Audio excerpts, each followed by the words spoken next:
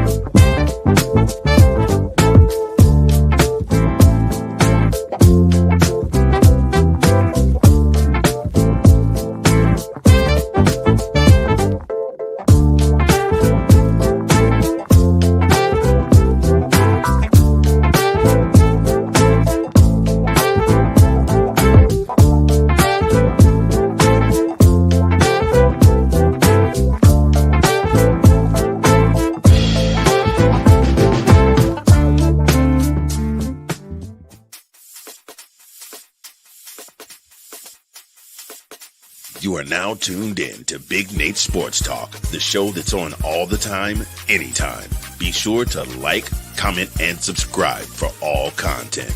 And now, ladies and gentlemen, your host, Nathan Snell. Bring your sports game with Big Nate Sports Talk. Thank you, Mr. Anthony Handy, for that lovely introduction. Good afternoon, ladies and gentlemen. It is your host, Nathan Snell, Big Nate Sports Talk podcast. This is episode 3, season 14. In this episode, we're giving our reaction to the men's selection Sunday yesterday. But before we get to that, there's a few things obviously have to set up front. Episodes 1 and 2 should already be up. Well, episode 1's already up, excuse me. Episodes 2 and 3 will go up after this episode has been finished recorded. Episodes 4 and 5 will be recorded later this evening. Episodes 6 and 7 will be held off probably until Thursday afternoon, evening, depending. For some information, the Maryland men's basketball teams for March Madness are giving out media credentials. So I'm putting an application in for that. I also already put one in for the women, so I'm crossing fingers on that. In this video, we are talking about Selection Sunday for the men's side for March Madness. A couple things. The number 1 preseason ranked North Carolina Tar Heels did not get selected to participate in March Madness.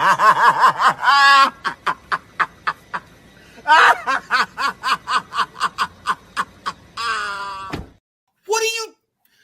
How?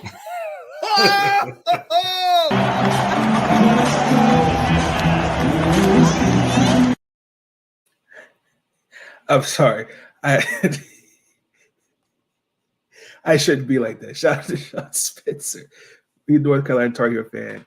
Man, I was hoping the last 2 weeks they would find a way to sneak in there, but didn't happen. And I'm a little disappointed that they did decline the NIT Invitational. Again, as I just feel as though I'll say that again for final message. I'll save that. But I look at the bracket. The number 1 true seed was obviously going to be Alabama. The only really true team I can say that will stand their way is Houston. Arizona, I thought was very fair. They were number 2, no doubt. Houston was number 1. Texas A&M, I thought they made the strong case to be where they're at because they won 10 of their last 11. Even though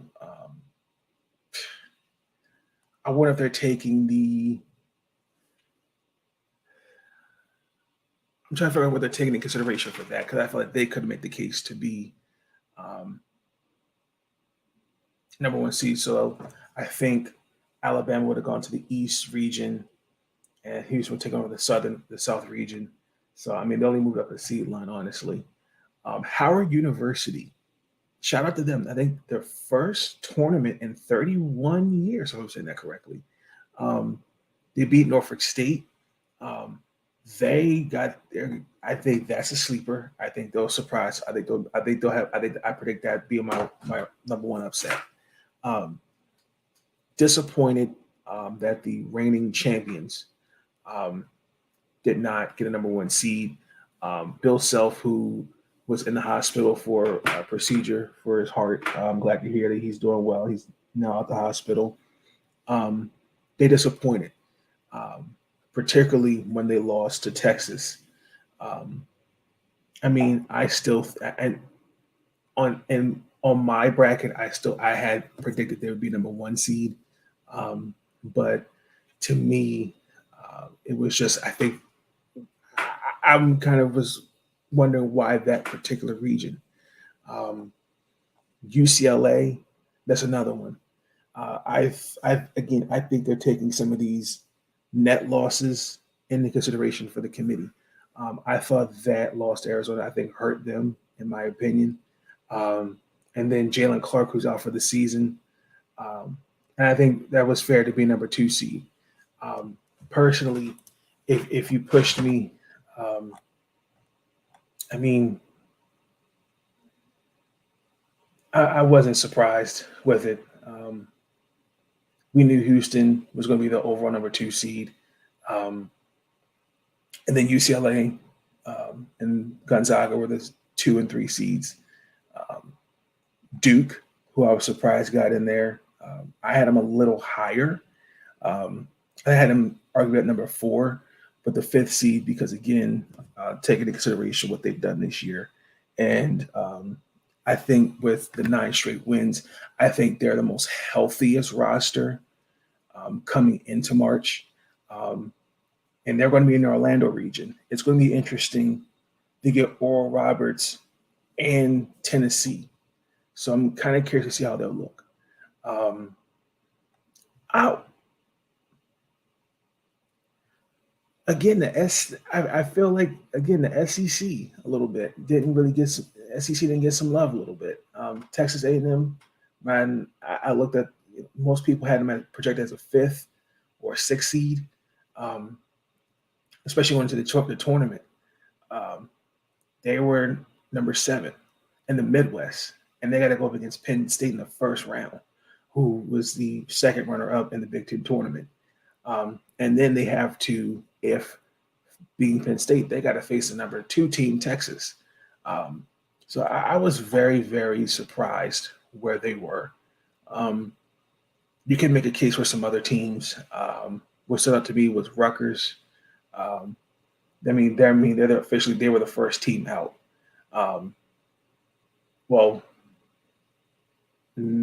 I still think Oklahoma State will be another team out, but I believe they finished 6 and it's like 12 or 13 in the first 2 quads. And then it was like a quad 3 loss somewhere in there, if I'm not mistaken. Or maybe quad 4. I don't remember the top of my head. They have, I think what bailed them out was the 2 close losses. I think had they been blown out, I think it may have been a different argument because they lost to Kansas and Baylor. I think both teams combined, they lost by 11 points. I think it was a 5-point loss to Kansas State and a 6-point loss to Baylor, if I'm saying that correctly. That definitely, I think played a role. I still think with Rutgers, I think we're exactly 500 in the first and second quadrant. And I think we're like 2 and 4 in the third quadrant. So again, I think they're taking the point differential in losses and I think overall body of work. I do think when they played Purdue, if I'm saying this correctly. I think that also kind of helped their chances. No, when they lost, that hurt though. So I think that loss also was not in their favor. Um, Other than that, I mean, I'm very surprised with this one. North Carolina, as I said, they were the um, coming into the season, they were the preseason number one team in the top 25, and they finished as the third team in the first four out. I was disappointed that Hubie Davis decided not to allow the team to participate in ITs. Um, Again, I get it. You know, you're coming off a season, March Madness, you practically had the same core. Um, but I mean, I watched a good chunk of the games, and one thing that stood out to me, they're not consistent. Um, and I think that showed. And I feel like had they had not lost in triple overtime in West Alabama, I think they could have made a case to get in there. Um, but I think it's going to be Kansas and I think it's going to be Alabama getting to the national championship. I don't think Alabama will win it. I think that the Southern region is going to be interesting because when you look at their region, not only are you playing the potential winner of Maryland versus West Virginia, but you have the lower 2 and 3 seeds, Arizona and Baylor. That's going to be interesting. Um, and then on top of that, you're going to have to travel on the road, um, probably facing Arizona, San Diego State, and I think it's going to be Creighton. Um, that's going to be interesting. So it's going to be interesting to see how the number one seed um, in this bracket looks because they are the best team, without a shadow of a doubt. Norfolk State, another one. Shout out to the women getting in there. That's a 60 seed. Um, that Saturday game, which was an automatic bid, they were up 4 in that game, and that hurt. And the Howard University beat them. But give Howard University credit. They, just hit the foul shots. They made the plays under pressure. They did all the right things. So I would expect that. I believe they got an NIT invite as well. Um, Vanderbilt was another team that I thought would have gotten in there, but they're going mostly for the NIT as well. So, I mean, other than that, man, I was very, very surprised. All my bracket was about the same. Again, I was surprised that Kansas got that low. It was a high 2 seed, but I get it. I understand. I understand why. But transitioning for me, I think the key to me um, is the question I have for the committee when they're making these selections. What are you looking at? Because I mean, I don't like automatic qualifiers the day before or the day of March of the day of Selection Sunday. I think all the games should be done before Selection Sunday. That's just my opinion because that kind of throws a wrench in some things, and I'm not too fond of that. As we transition into Maryland, painfully, we um, got the 8th seed, and I am not looking forward to that. We have to face West Virginia, who's the 9th seed this upcoming Thursday. We're going to be in Birmingham, Alabama. If we do beat those Mountaineers, we will play the winner of the number 1 ranked Alabama versus the 16th seeded Texas A&M, which will either be in Corpus Christi or Missouri, Southern East Missouri State. We're in the South region. I think we'll get to the Sweet 16, and that's about it. I don't see a lot of things have to go in Maryland's favor. I think since 2003, year after the national title, we've reached the Sweet 16 only one time, and that was back in 2016. Ever since then, you stink. Let me just get that out the way. You stink. And this is, to me, the first good year. Again, I talked about in the previous video. Give Kevin Willard his credit. Excuse me. Nobody picked this Maryland team to even sniff March Madness because the year coming into this program, the year before, this team was horrendously bad. To finish with a winning record as opposed to last year, we had a losing record. That's the first time that's happened since I think like the 92-93 season. You look at this roster, yes, it's full of transfers. 4 out of the 8-man rotation are new.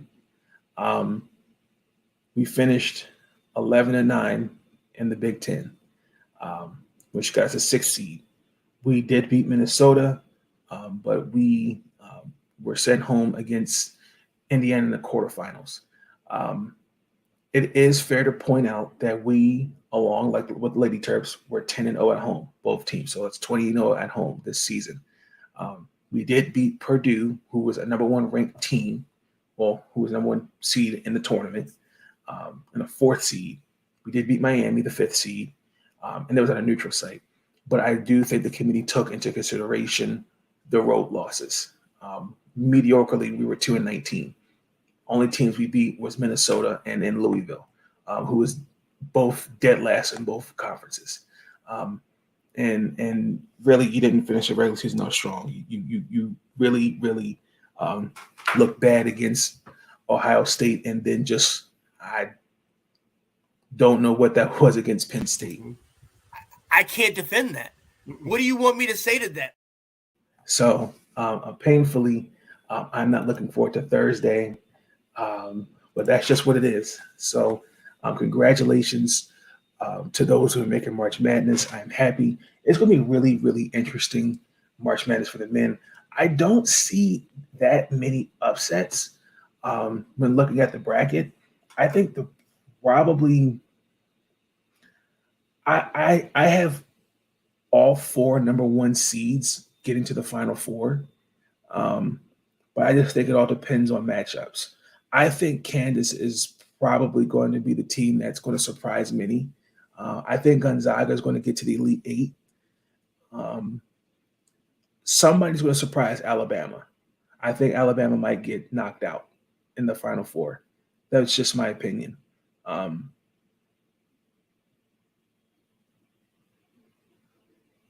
Oral Roberts will get to the Sweet 16. I predict that. But yeah, congratulations to those. I'm ready for March, for this madness to begin. It's going to be interesting. Again, we're going to recap all the games as best we can. And let me know you guys' thoughts. How your brackets? Have you started filling out your brackets? Who are you looking forward to being the team favorite to win it all? I'm just going to roll with the defending champions to get back there. But Gonzaga is making the case for me to be national champions this year. As we transition into our last topic of the night, final message. Incoming message. Thoughts are running through my mind. Someone took some time to find a minute or two to organize. Final message. Again, I said this in the previous episode. NITs. I get it. Some don't find the NITs as like a second place trophy. I get it, but to me, the NITs always, to me, are saying, "Hey, we know you you're this close again, punching a ticket into the big dance. But here's an opportunity to showcase next year. This is what we can be. I always think taking little opportunities like NITs to just kind of put the basketball world on notice of what your program can be and what it can look like. So I was disappointed that as a preseason ranked number 1 school, pretty much the day of yesterday just decided, no, we're not going to participate. I think that comes across as a bit sore. I'm very disappointed in that. And I was really hoping he would consider taking the opportunity. I get it. It to me, it comes across as saying we're better than that. And I get it. I really do. But to me, I don't want to say it's like I think it's something that will still make you look respectable. North Carolina, using North Carolina as an example, because regardless, they're still a respectable school. I know last year with Duke, Carol Lawson, she declined to be a participant in the NIT. So, I found for me personally, just take the opportunities that are given to you. So, that's just how I feel about it. I am going to, I forgot to do this in the previous episode. Please forgive me. I have to get this in here. It brings you to the next point, our sponsor, Zagnif Apparel. Would you like to dress like you're famous? Why don't you mosey on down to Zagnif Apparel and check out some of the lovely apparel they have to offer. The following is a presentation of Zagnif Productions, LLC.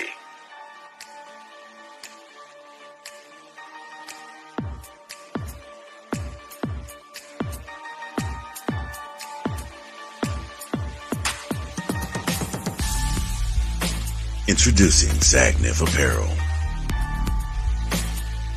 Our comfortable line of leisure wear and athletic wear will have you comfortable and stylish at any occasion. Whether you're at the gym, out shopping, or just relaxing at home.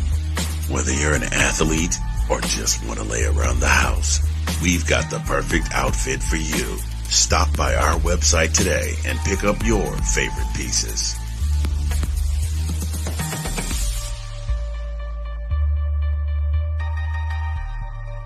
Zagnif Apparel. Dress like you're already famous.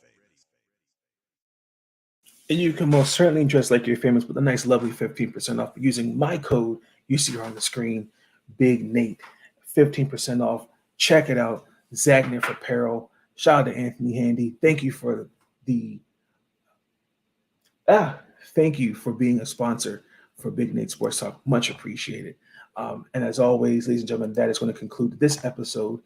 Thank you for tuning in for future episodes. Let me know your thoughts on this episode. How do you feel about March Madness? Looking at it from Section Sunday, what were some of your thoughts? What were some of the takeaways? Who were you expecting to be a high seed, low seed? Who didn't get in? Who you'd like to see get in there? And who's your pick to win it all for the national championship? But until then, please like, comment, subscribe. I will catch you guys on the flip side. Be on the lookout for episode 4 and 5. Those episodes will be recorded. We will have, my team and I will have an announcement of when we will be officially going back live.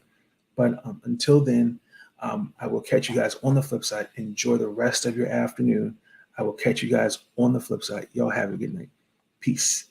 Stay up. I know that loving me wasn't always easy. And you felt like walking away when you couldn't see me. Felt like all your hope was gone. But I'm right here on bended knee. Please be my wife and stay with me. Please take my hand through stormy weather. We will stay, yeah. Let me be the one you. When you need me, I'll be there. Just to let you know that I really, really, really, really, really, really do care. Yeah.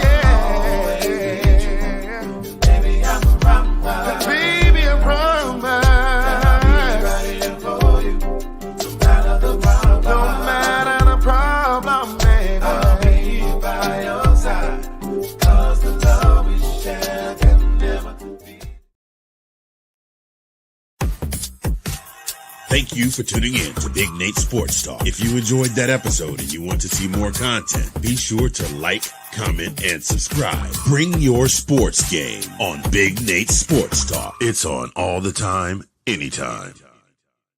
I want to thank you. I want to thank you, yeah. I want to thank you. Ooh. For all the times you put up with me. Thank you.